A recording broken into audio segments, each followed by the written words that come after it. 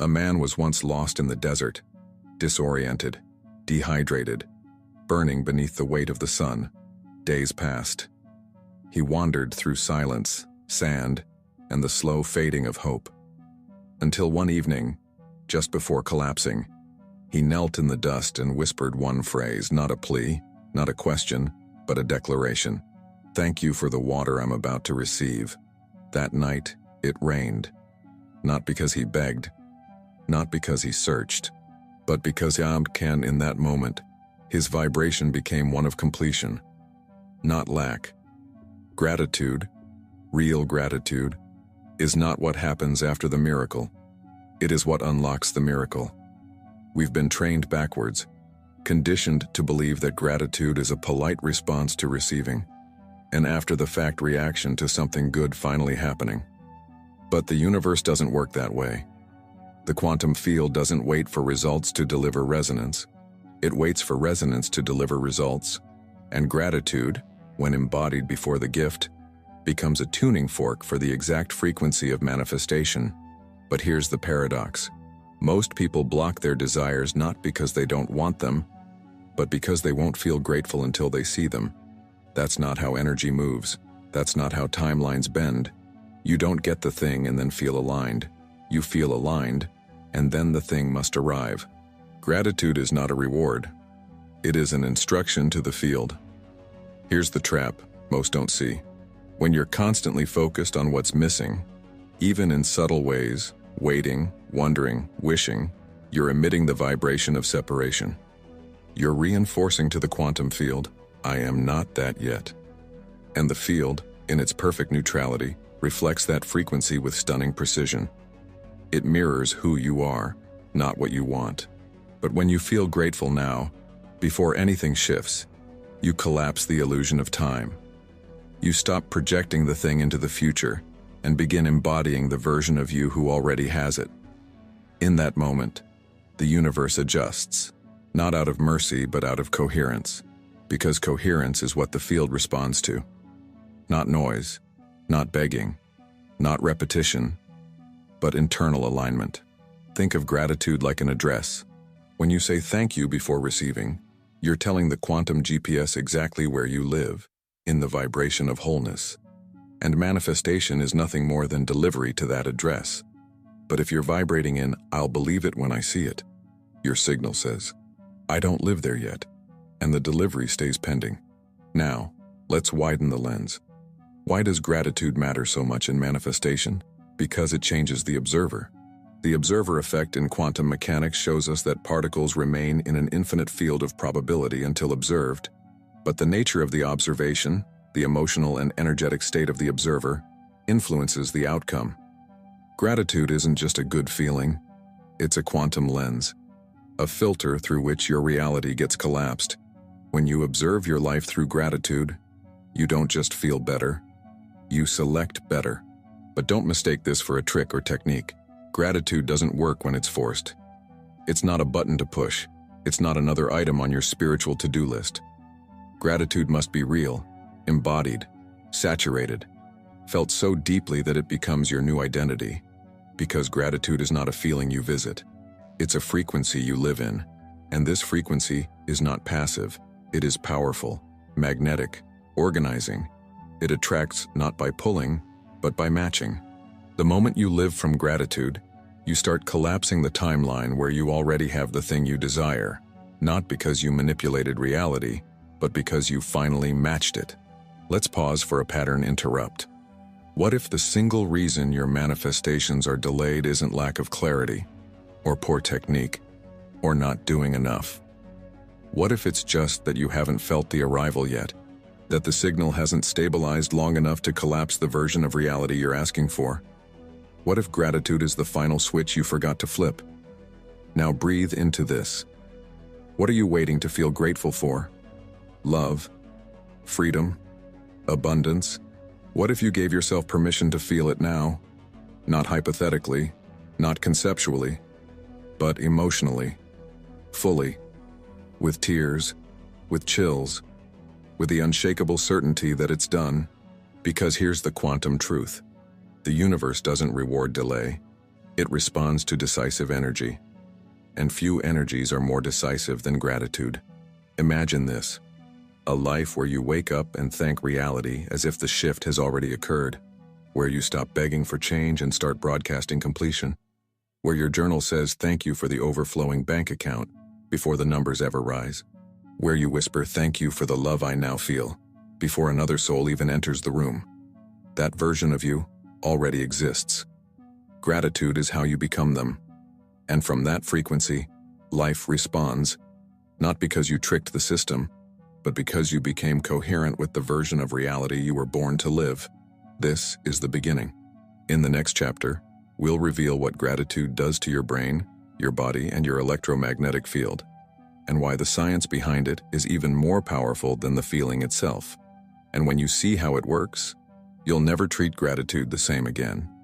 If you could see your energy the way the universe does, you'd never question the power of gratitude again. Not because it's a virtue, but because it's a vibrational command, a frequency that tells the quantum field, stabilize this version of me, collapse this timeline, align the field with this state. Gratitude is not a reward for getting what you want. It's the signal that what you want is already here. And that signal has a shape. Your thoughts are electric. Your emotions are magnetic. Together, they form a torus field around your body, a dynamic, moving bubble of energy measurable by science and visible in heart rate variability studies. The HeartMath Institute has shown that when a person enters a genuine state of appreciation or gratitude, the heart enters coherence. This isn't poetic language. This is biological precision. The rhythm of the heart becomes smooth, the brain synchronizes, and the entire nervous system shifts from stress to regulation. Why does this matter? Because your field becomes coherent. And a coherent field doesn't just feel good, it broadcasts order into the quantum soup of possibility. It tells reality, I am ready to receive. Gratitude, then, is not emotional fluff. It is a neurochemical reset. In a state of stress, what most people live in by default, the body is in survival. Cortisol spikes, the mind races, the body contracts, the field becomes noisy. And in that noise, your signal weakens. No matter how much you visualize, affirm, or journal, if you are doing it from fear, urgency, or lack, you are sending out chaotic frequencies. The field cannot stabilize around chaos. It waits for coherence. But when you enter gratitude, true, heartfelt gratitude, your brain waves shift from beta into alpha and even theta. Your heart rhythm balances. Your body produces oxytocin, dopamine, and serotonin. You literally become a chemical mirror of peace. And that peace is not passive. It's magnetic. It's instructive. It's the signal the universe has been waiting for to activate your desired outcome. Let's deepen this with a metaphor. Imagine your energy as a song. Every thought is a note, every emotion a tone. When you're in anxiety, you're playing dissonant chords, off-key, jarring, incomplete. But gratitude? Gratitude is harmony. It's melody. It's the chorus of your soul singing, I am aligned, and the quantum field. It doesn't respond to volume. It responds to harmony. You don't need to scream your desires into the void. You only need to resonate clearly, and gratitude brings that clarity. Now let's shift into application. You've heard the advice, keep a gratitude journal. But what no one tells you is why it works. When you consciously write what you're grateful for, you're not just making a list. You're shifting your perceptual filters. Specifically, you activate the reticular activating system, ERAS, the part of your brain that decides what to focus on. When you focus on what you already have, the RAS begins to filter for more of it. You start seeing, noticing, and attracting situations that match that frequency. The journal isn't magic. Your shifted awareness is. But here's the part you won't hear in typical spiritual content. Gratitude is not always easy, especially when your external reality contradicts your desire. When the bank account is low, when the relationship is broken, when the future feels uncertain, that's where most people abandon the vibration. They say, how can I be grateful when I'm still waiting? But that's the test. That's the initiatory moment of all powerful creators. Can you hold the frequency even when the facts disagree? Because the field doesn't collapse based on facts. It collapses based on frequency. When you feel gratitude before the evidence, you become a quantum outlier. You're telling the universe, I trust so deeply that I don't need proof. I am the proof. And the universe, always obedient to coherence, responds by adjusting matter around your state of being. Gratitude becomes gravity. Let's explore this through neuroscience. Studies in neuroplasticity show that repeated emotional states hardwire new neural pathways. When you practice gratitude consistently, you're not just shifting your mood, you're rewiring your identity. You begin to associate yourself with abundance, peace, love. You stop identifying with lack. And once your identity changes, your choices change. And when your choices change, your timelines do too. So gratitude isn't a trick for feeling better. It's a strategy for becoming someone else. The version of you who's already living your dream reality. Do you think they feel desperate? Or do they feel blessed? Do they spend their days obsessing over what's missing or basking in what's present? Your answer to that question determines the timeline you're tuning into, because the field only reflects what you consistently radiate. Now here's the mystery no one talks about. Gratitude doesn't just shift your emotional state, it shifts your probability field.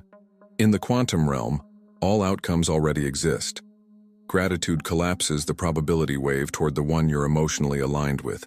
That's not theory, that's observable behavior in the lab. A subject's expectation and emotional state changes the particle behavior, simply by observation. Your gratitude is a form of quantum observation, one that encodes the feeling of, it is done. And when that feeling becomes stable, manifestation becomes inevitable. So what do you do now? You don't need more rituals. You need to feel better sooner. You need to choose gratitude not as reaction, but as reality. Start your day by saying thank you for what hasn't yet arrived. Feel into the vibration of receiving, even if it hasn't shown up. Walk with the posture of someone who already has it. Speak like it's already yours. Not to fake it, but to be it. Because when your biology aligns with your belief, the field responds not with delay but with direction. And this is just the beginning of what gratitude can do. In the next chapter, we'll explore how gratitude doesn't just shift your energy once, but builds momentum. You'll discover the gratitude loop that accelerates everything, and why it becomes the gravitational center of your new timeline. And once you feel it, nothing can pull you back. There is a moment when something shifts. It's subtle, almost invisible, but once it happens, momentum takes over. You move from wanting to embodying, from hoping to remembering, from trying to manifest to simply receiving. This shift is the result of what we call the gratitude loop, a self-reinforcing cycle where appreciation begets alignment, alignment begets results, and results deepen appreciation, a virtuous spiral. And once you step into it, it begins to pull you into higher timelines without force. But to enter this loop, you must first do something the ego resists. You must feel thankful for what hasn't yet arrived. Let's break this down. When you feel grateful before something manifests, you send a signal to the quantum field. This is my current identity. You begin to stabilize a new energetic signature, not the one of the seeker, but of the one who already is. And once you're radiating that signal consistently, the field collapses around it. And here's where it gets powerful. Once the manifestation begins to show signs in your life, small synchronicities, unexpected opportunities, subtle shifts, your gratitude intensifies. Not because the evidence appeared, but because it confirms what your energy already knew. This creates a feedback loop. Gratitude, coherence, manifestation, gratitude, higher coherence, acceleration. Every time you reinforce gratitude, you amplify the emotional imprint of having received. Every time that emotional imprint strengthens, your field gets more coherent. And a coherent field doesn't just influence reality, it reorganizes it. Let's bring in the science. The reticular activating system in your brain acts as a filter. deciding what sensory input to prioritize. When you prime your RAS with gratitude, it starts looking for confirmation, not just passively observing arousal, but actively scanning for matches to your emotional state. The more grateful you are, the more aligned experiences you'll notice, which further feeds your belief. Belief feeds emotion, emotion feeds the field, and the field feeds your timeline. It becomes exponential. This is why people who live in authentic gratitude seem lucky. It's not luck. It's alignment repeated often enough to become automatic. They've entered the gratitude loop, and that loop shifts their baseline vibration permanently. But here's where most people interrupt the loop. They wait for external evidence before giving thanks. This delays the frequency, and when the frequency is delayed, the field delays in response. What they don't realize is this: gratitude is the gravity of manifestation. It pulls your desired outcome toward you, not because you're worthy, but because you're now vibrating in resonant match with it. Let's use a metaphor. Picture your field like a galaxy. When you're in a state of lack, your energy is dispersed, floating debris, uncentered, chaotic. But when you drop into real gratitude, you create a gravitational center, a black hole of coherence.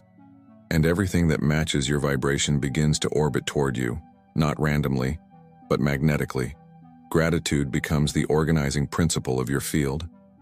And the bigger it grows, the faster things spiral in.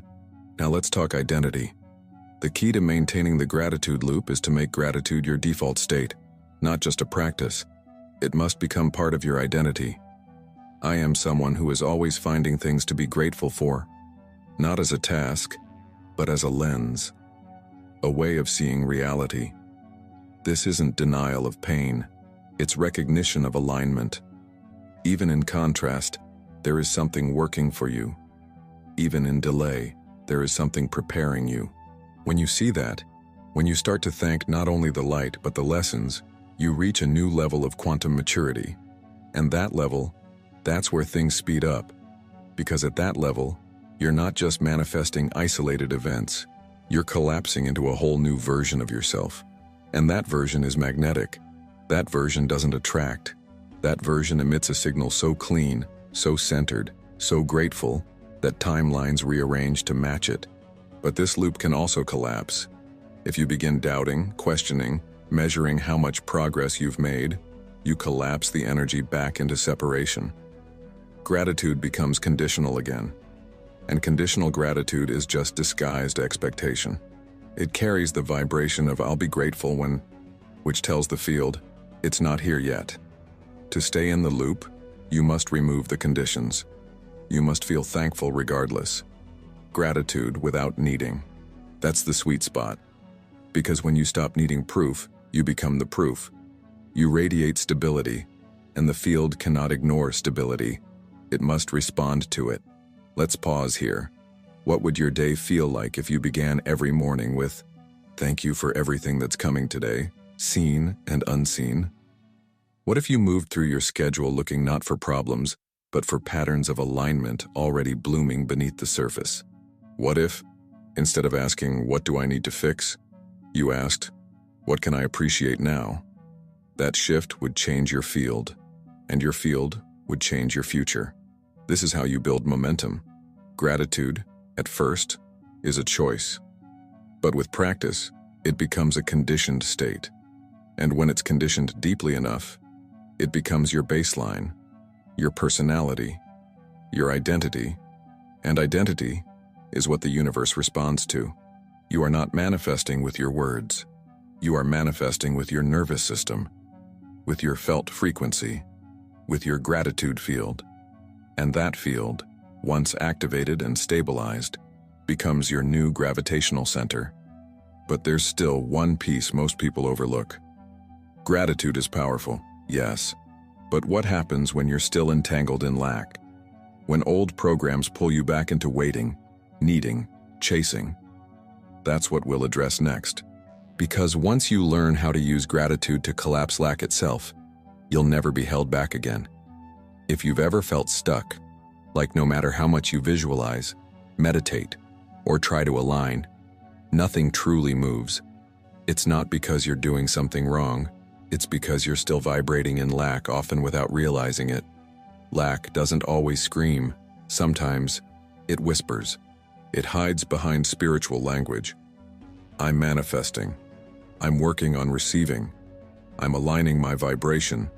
But underneath those words is waiting, watching, wanting. A quiet but constant emotional message. It's not here yet. And that message is powerful. Not because it's true, but because it becomes the signal you send into the field. Remember, the quantum field doesn't speak English. It speaks emotion. It speaks vibration. And your consistent emotional baseline is the instruction set you're programming into reality. If that baseline is lack, then no matter how eloquent your affirmations, the universe reflects. She is someone who's still becoming, not someone who already is. That's the truth most avoid. Because it's easier to keep trying than to sit in the stillness and face the emotional habit of not having. Easier to stay busy than to ask, do I even know how it feels to already have what I want? But here's where gratitude becomes the great disruptor. Gratitude ends the search. It tells the field, this is complete. I already have it. And in that moment, that honest, full-body emotional certainty, lack has no place to live. It's burned up in the vibration of appreciation. Gratitude doesn't fix lack. It transcends it. Think of it this way. Lack is a frequency of distance. It creates emotional space between you and your desire. The more you feel it, the more timelines you stretch out. The manifestation stays out there. Gratitude collapses the distance. It doesn't reach. It doesn't chase. It anchors. It pulls the desired reality into your now by becoming its emotional signature before the evidence appears. This is the shift most never make. Because it requires letting go of the comfort of craving. The identity of the seeker. The story of one day when it finally arrives. And instead, stepping into something far more vulnerable. The emotional exposure of already having. Can you feel abundant? While the numbers still say otherwise. Can you feel loved while the partner hasn't yet appeared? Can you celebrate the arrival before the arrival? That's mastery. That's magnetic. That's manifestation. And here's the most radical part. Gratitude doesn't just make you feel better. It makes you unavailable for lack. The two states cannot coexist. When you're truly in gratitude, lack dissolves, not suppressed, not ignored, but overwritten. Gratitude becomes your new emotional operating system. Let's pause. What has been your dominant emotion this week? Has it been trust or waiting? Sufficiency or silently hoping something changes? If you're honest, you might see the subtle hum of lack behind the surface. And that's okay. This awareness is your pivot point. Because now you can choose something higher, not by forcing it, but by feeling it. Feel the version of you who's already living it. Feel their relief, their ease, their peace, their knowing. Now feel thankful for that version, not because they're better, but because they already exist inside you, waiting to be felt, not achieved. Let this next sentence be your turning point. I let gratitude be my signal to the field. Type it in the comments now, not as a performance, but as a declaration. Let it be your vibrational anchor, a message to your future self, encoded in the present. Because once you claim that identity, the field begins to respond. Gratitude becomes your atmosphere. Lack loses its grip. The tension fades, and what once felt far feels familiar. Here's the deeper truth. Lack is not a result of what's missing. It's a result of what you're focusing on. Shift your focus to the smallest possible alignment, the breath, the sun, the heartbeat, and suddenly, gratitude has space to enter. And when it does, it brings friends, momentum, clarity, synchronicity, direction. You no longer act out of need, but from abundance. You no longer chase signs because life becomes the sign. You no longer search for clues because you become the evidence. All because you chose to stop waiting and start thanking. But we're not done yet, because gratitude does something even more mystical and more scientific. It doesn't just cancel lack, It selects timelines. It's not just an emotional state. It's a quantum selector. And when you see what gratitude does to your place in the multiverse, you'll never treat it as just a nice feeling again. That's where we're going next. And the field is already waiting for you there. What if every version of your life already exists? Not metaphorically, literally. One where you're still struggling, one where you're free, one where you're loved deeply, another where you're invisible, one where your dreams are real, not just imagined, not far away, but running parallel to this moment. Quantum physics calls this the many worlds interpretation, the idea that all possible outcomes already exist, branching infinitely, and you, the observer, are constantly selecting which version becomes real based on your state of being. This means you're not manifesting your dream life from scratch. You're collapsing into the version of reality where it already exists. But here's the question. What determines which version you collapse into? The answer is as simple as it is revolutionary: emotional alignment. And few emotional states are more powerful for alignment than gratitude. Gratitude isn't just a nice practice or spiritual virtue. In quantum terms, it's a selector, a frequency signature that locates and activates the timeline where you already have the thing you desire. You're not asking for it. You're not pulling it in. You're choosing to occupy the vibrational address of the version of you that has already received it. Let's make this tangible. Every possible version of your life is encoded in the field, like songs on a cosmic radio. You don't create the song, you tune to it. You don't force the melody, you become resonant with it. And gratitude? Gratitude is the dial. It fine-tunes your internal vibration to match the reality where what you desire is already true. The moment you feel gratitude for what hasn't yet arrived, as if it already has, you've changed your position in the quantum field. Let that sink in. Gratitude shifts you, not just emotionally, but dimensionally. And the field, which is neutral and immediate, doesn't question your reasons. It responds to your resonance.